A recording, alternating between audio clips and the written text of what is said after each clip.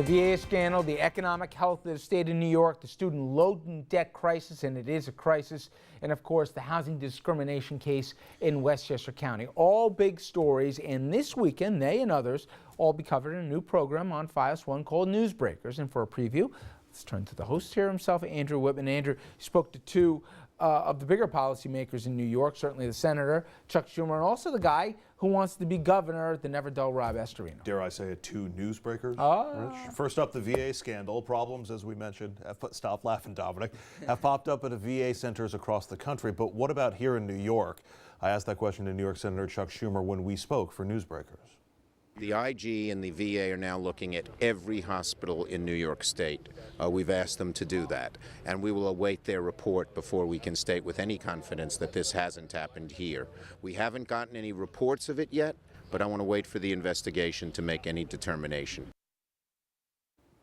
I also asked Senator Schumer about a $100 million plan he's proposing to help combat the heroin epidemic that's spreading across our region.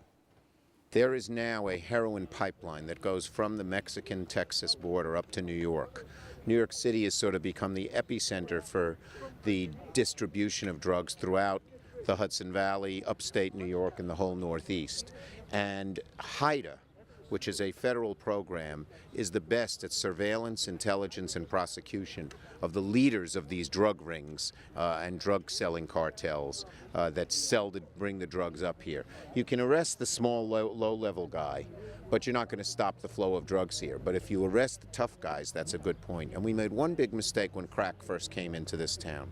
We didn't go all out against it. It got its tentacles into our kids. It took 15 years to get them out. We don't want to make the same mistake with heroin. Is there also a focus on prevention and treatment? There is. Separately, we want to do much more prevention and treatment. What's happened is the young people, and it can be in upper class, middle class, or lower class, poorer areas, first get hooked on OxyContin and Vicodin. These are these prescription drugs, and that's been the #1 drug problem. But now these smart drug dealers, which used to deal in crack, are starting to push heroin. It's cheaper than buying illegal Vicodin or OxyContin pills on the street, and yet it's more addictive, so it's a real problem. In another Newsbreakers interview, I sat down with Westchester County Executive and Republican gubernatorial nominee Rob Astorino. He's been hammering Andrew Cuomo over the state's economy while touting a rebound in Westchester despite the county's high property taxes. I asked him how he can claim the county is doing so well when he says the state is doing so poorly. Well, it starts from the top. Here in Westchester, before I got here, they were spending like crazy, 25% increase in spending in the 5 years before we got here, 17% increase in taxes.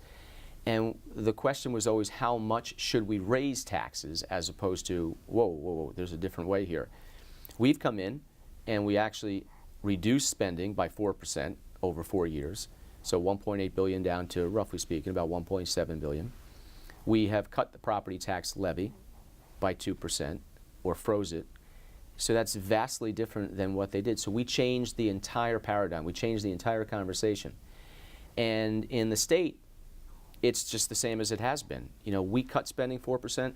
Andrew Cuomo, what people don't realize, because he masks himself going around as a fiscal conservative, he has raised the operating budget almost 14% in 4 years, meaning it's the same old stuff, same old spending, same old debt, new debt now. And have taxes gone down in the state? No, they haven't, because we are dead last 50th in all the wrong categories. So can we do something different? Yeah. Finally, Westchester's 5+ year-long fight over housing discrimination. The county legislature is working to work a deal with the feds in that long-running case. I asked Astorino about it as a possible way out for the county. It would be a way out. For who? For the federal government to come in? To end the process. No, just the opposite.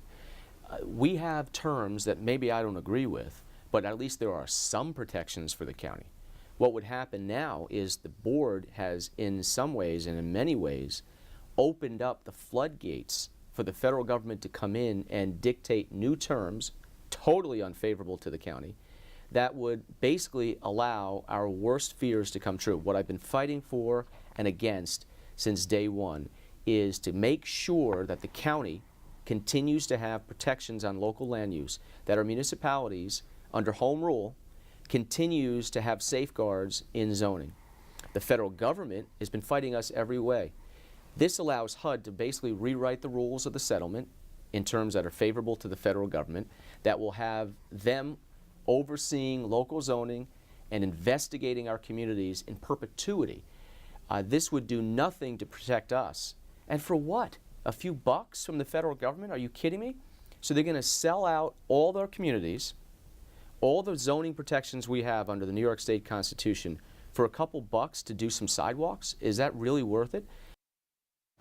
And that's just the tip of the iceberg. You can hear more from both men this weekend on the debut edition of FIOS1 Newsbreakers. It airs on the brand new FIOS1 News Lower Hudson Valley, Saturdays and Sundays at 1:30 and 3:30 in the afternoon. Dominic, what's the name of the show? Newsbreakers. Thank you very much, Rich. It was very dangerous where you're going there. It's got some in. All right, coming up next year, we're going to take a look at new developments out of New York's gubernatorial race. Is Governor Cuomo trying to block the Working Families Party from getting on the ballot, and what this could mean for the race and his rep in the process? Stay with us.